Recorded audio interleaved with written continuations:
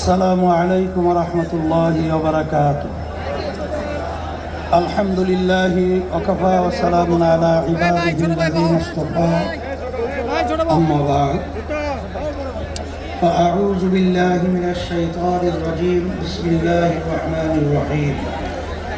ظهر الفساد في البر والبحر بما كسبت أيدي الناس.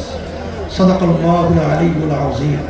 সবাই দুরূদ শরীফ পড়ে اللهم صل على سيدنا وحبيبنا ومولانا محمد صلى الله عليه وعلى آله وأصحابه وبارك وسلم. ইসলামী আন্দোলন বাংলাদেশের সহযোগী একটা সংগঠন ইসলামী যুব আন্দোলন আজকে ঐতিহাসিক সোহরাওয়ার্দী উদ্যানে আজকের যে যুবকরা যে সম্মেলন আমাদেরকে উপহার দিয়েছে, আমি বলবো ঐতিহাসিক ময়দানের ঐতিহাসিক যুব কনভেনশন। লক্ষাধিক যুবক উপস্থিত হয়েছে, আমি যেটা অনুমান করেছি এবং যতটুকু তথ্য আমার কাছে আছে। আমি তোমাদেরকে ধন্যবাদ জানাই, কারণ আমরা যে আশা চিন্তা আকাঙ্ক্ষা নিয়ে আমরা যে মাঠে ময়দানে কাজ করছি, তার আজকে আমাদের আশার অনেকটা বাস্তবতা তোমাদের কনভেনশনের মাধ্যমে তোমরা আজকে আমাদেরকে দেখিয়েছো। শুকরিয়া আদায় করি, আল্লাহ রাব্বুল আলামিন তোমাদেরকে জাযায়ে খায়র আল্লাহ দান করুন। কথা বেশি লম্বা না করে, যেহেতু আসরের নামাজের সময় একেবারে এসে গেছে, আমি যুব কনভেনশনের মাধ্যমে আমি তোমাদের সামনে যে আয়াত শরীফ তেলাওয়াত করেছি, আয়াতের মাধ্যমে মূলত বোঝাতে চাই, আল্লাহ রাব্বুল আলামিন বলেছেন জিহাদ করো করার মতো। আজকে তোমরা জানো বাংলাদেশ সহ তাম দুনিয়ার মধ্যে যে নীতি আদর্শ বাস্তবায়নের চেষ্টা চলছে, সেই নীতি আদর্শের মাধ্যমে মূলত দুনিয়াতে শান্তি ব্যক্তি পর্যায় থেকে শুরু করে সমাজ রাষ্ট্র কখনো দেখে নাই, কোনোদিন পায় নাই, পাবে না। একমাত্র একটা নীতি আদর্শ, যেই নীতি আদর্শের নাম হলো ইসলাম। আজকে ইতিহাস পড়লে আমরা দেখব ইসলাম নীতি আদর্শের মাধ্যমে শান্তির গ্রামটি দুনিয়াতে আখেরাতে মুক্তি। তার বাস্তবতা আপনারা দেখেছেন। আমাদের দাদু যে কথা বলেছেন, এই হিন্দু ঐক্যজোটের সভাপতি, তিনি ইসলামী আন্দোলনের ব্যাপারে বলেছেন যে আমরা দেখেছি সেই ৭১ থেকে শুরু করে ইসলামী নীতি আদর্শ যারা আমরা লালন করি, আমাদের কি চরিত্র, আমাদের কি আদর্শ, আমাদের কি কার্যক্রম। যেহেতু সে বলেছে, নতুনভাবে আমার আলোচনা করে বোঝানোর কোনো প্রয়োজন হয় না। এখন কথা হলো এতটুকুই যে সামনে আমাদের জাতীয় নির্বাচন আসবে। এই নির্বাচনের মধ্যে সবচেয়ে এই নীতি আদর্শ বাস্তবায়নের জন্য উল্লেখযোগ্য ভূমিকা পালন করতে হবে যুবকদের।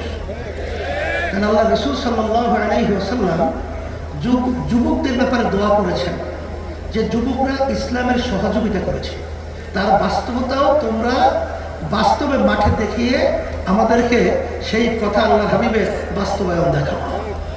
কি এটাকে আমরা আশা করতে পারি? আলহামদুলিল্লাহ। তাহলে কি করতে হবে তোমরা তো জানো। তোমাদের সভাপতি তিনি বলেছেন যে আমাদের কেন্দ্র পর্যায় পর্যন্ত আমাদের শক্তি বাড়াতে হবে। এই শক্তি বাড়াতে হলে আব্বাজান রহমাতুল্লাহি আলাইহি তার যে ঘোষণা ছিলেন ঐতিহাসিক, যে মাসে কমপক্ষে 4 জনকে তোমরা দাওয়াত দিবা ইসলামের পক্ষে নিয়ে আসার জন্য। সেখানে সেন্টার ভিত্তিক প্রত্যেকে যদি আমরা মাসে 4 জনকে আমরা সেই সেন্টার ভিত্তিক দাওয়াতের মাধ্যমে ইসলামের পক্ষে তৈরি করতে পারি, আমার মন বলছে সেদিন বেশি দেরি নয় যে বাংলাদেশের মধ্যে রাষ্ট্রীয় পর্যায়ে ইসলামী নীতি আদর্শ আল্লাহর রহমতে বাস্তবায়ন হবে। এই কাজটাকে আমরা করতে রাজি আছি, আল্লাহ আপনি কবুল করে নেন। সাথে সাথে আমি বিশেষ করে 53 বছর স্বাধীনতায় যারা দেশ পরিচালনা করেছে, তাদের নতুন কিছু বলার মতো, বাংলাদেশের মানুষকে নতুনভাবে কিছু উপহার দেওয়ার মতো নতুন কোনো কথা তাদের মধ্যে নাই, আর দিতেও পারবে না। কারণ আমরা সেটা দেখে ফেলেছি। গ্রামের একটা কথা আছে যে ওই বোদা পা বোদা পা দিয়ে যে লাথি মারার শক্তি থাকে না, এটা আমাদের জানা হয়ে আছে। তা আপনারা দেশ 53 বছর পরিচালনা করেছেন, আমাদেরকে আপনারা কি দিয়েছেন? আর নতুন ভাবে আমাদেরকে ও পা দেখাই আর ভয় দেখানো, আশা দেখাই লাভ নেই। এখন পরিবর্তন করতে হবে। আর যদি এই পরিবর্তনের সুযোগ এখন 5ই আগস্টের পরে ইসলামের পক্ষে যেভাবে তৈরি হয়েছে, 53 বছর ইতিহাসে এত সুন্দর ইসলামের পক্ষে পরিবেশ তৈরি হয় নাই। আমি তোমাদের সামনে যে আয়াত শরীফ তেলাওয়াত করেছি, আল্লাহ বলেছেন জিহাদ করো করার মতো। এখানে আমাদের কার্যক্রম যদি করার মতো করতে পারি, আমার তো মনে হচ্ছে বাতিল কখনোই বাংলার জমিনে মাথা উঁচু করে দাঁড়াতে পারবে না, সাহস পাবে না। ওরা বাংলার জমিনের মধ্যে সেই মাথা নিচু করেই থাকতে হবে, ইনশাআল্লাহ তোমাদের তৎপরতায়। সেই হিসাবে আমি তোমাদেরকে বলবো যে আজকে দেখছো যে কত মায়ের কোল খালি হয়ে গেল। এই মায়ের কোল খালি করার রাজনীতি বাংলার মানুষ আজ দেখতে চায় না। বাংলাদেশের টাকা বিদেশে পাচার করবেন, বিদেশে বেগম পাড়া তৈরি করবেন, এটা বাংলার জনগণ ছাত্র জনতা দেখতে চায় না। এর পরিবর্তন আমাদেরকেই করতে হবে। এই পরিবর্তনের জন্যই যদি আবার প্রয়োজন হয়, আমরা আবার রক্ত দেব, আমরা জীবন দেব, তারপরে দেশকে সুন্দর দেশ করার জন্য রাজপথে থাকবো। থাকার জন্য কে কে রাজি আছো? সাথে সাথে আমি বিশেষ করে অন্তর্বর্তীকালীন সরকারকে বলবো, আমাদের যুগ্ম মহাসচিব গাজী আতাউর রহমান সহ বিভিন্ন দায়িত্বশীল বলেছেন যে আপনারা কোন জনগণের ভোটে নির্বাচিত সরকার নয়, আপনার হলো গণ অভ্যুত্থান, ছাত্র জনতা হাজার হাজার মায়ের কোল খালি করার বিনিময় আপনারা ক্ষমতায় এসেছেন। কিন্তু আপনাদের কার্যক্রমগুলো আমরা অনেকাংশে প্রশ্নবিদ্ধ। এটা আমাদের দুঃখ হয়। আপনাদের দুর্বলতা কোথায়? কে কি বলবে তা জানি না। যারা নাকি নির্বাচনের জন্য অস্থির হয়ে গেছে, পিয়ার নির্বাচন পছন্দ করছেন না, আমি বলবো এখন বাংলাদেশের মানুষ সজাগ হয়ে গেছে। আপনারা জরিপ করে দেখেন, আপনারা তো মনে করেন আপনারা অনেক তালগাছ হয়েছেন। আসলে আপনাদের মায়ের পায়ের নিচে মাটি নেই, মাটি কিন্তু সরে গেছে। এখন এই বাংলাদেশের মধ্যে আর এই চাঁদাবাজদেরকে, এই যারা কি জায়গা দখলকারীদেরকে, খুনিদেরকে, গুমিদেরকে বাংলাদেশের মানুষ দেখতে চায় না। পরিবর্তন করতে হবে। সুন্দর পরিবেশ তৈরির জন্য আমাদেরকে কাজ করতে হবে। এই জন্য আমি বিশেষ করে বলবো, যারা নাকি হাজার হাজার মায়ের কোল খালি করেছে, তাদেরকে আবার নির্বাচনের জন্য আহ্বান করছেন। আপনারা কি ইঙ্গিত দিচ্ছেন?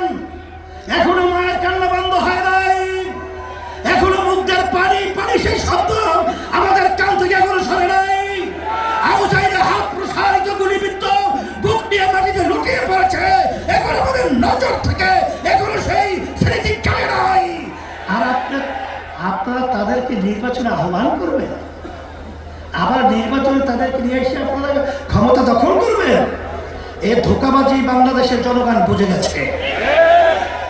তাই আমরা বলবো, যারা নাকি বিভিন্ন সময় লক্ষ্য করেছি যে আপনারা সাধারণ ক্ষমা ঘোষণা করে আবার কেউ তাদেরকে নির্বাচনে আহ্বান করে, এইসব ধোঁকাবাজি বাংলাদেশের জনগণ এখন বুঝে ফেলেছে।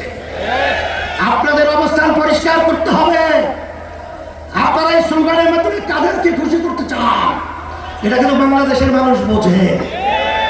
আর এই পাশে আমাদের যে রাষ্ট্র রয়েছে, নিয়ম ছিল বন্ধুত্ব সুলভ আচরণ আমাদের সাথে করবে, কিন্তু তাদের আচরণে আমরা বন্ধুত্ব পাই নাই। তাদের দোষদেরকে খুশি করবেন এবং তাদেরকে নিয়ে আপনারা ক্ষমতায় যাবেন না, এটা কখনই হবে না, আর হতে দেওয়া যাবে না। আর পিআর সিস্টেমের মাধ্যমেই বাংলাদেশে জাতীয় সরকার গঠন হবে। আপনারা কেন চাচ্ছেন না? আপনাদের ভয় কোথায়? আবার আপনারা এই নির্বাচন পদ্ধতির মাধ্যমে এককভাবে ক্ষমতায় গিয়ে আবার আপনারা বিভিন্ন ধরনের আমাদের উপরে সেই স্টিম রুলার জুলুমের এটা চাপিয়ে দেবেন, এটা হবে না। এই জন্য পিয়ার সিস্টেমে যদি নির্বাচন না হয়, ইসলামী আন্দোলন বাংলাদেশ যুব আন্দোলন ফাউন্ডেশন থেকে আমরা ঘোষণা করছি, আমরা পিয়ার সিস্টেমে ওই নিম্নপক্ষ বলেন উচ্চ পক্ষ বলেন সব ক্ষেত্রেই পিয়ার সিস্টেমে নির্বাচন হতে হবে। প্রত্যেকটা ভোটারের তাদের ভোটের অধিকার বাস্তবায়িত হবে। বাংলাদেশের জাতীয় সরকার হবে, নাহলে আমাদের আন্দোলন করার প্রয়োজন হলে আন্দোলন করবো, সংগ্রাম করবো, পিয়ার সিস্টেমে নির্বাচন বাস্তবায়ন করে ছাড়বো ইনশাআল্লাহ।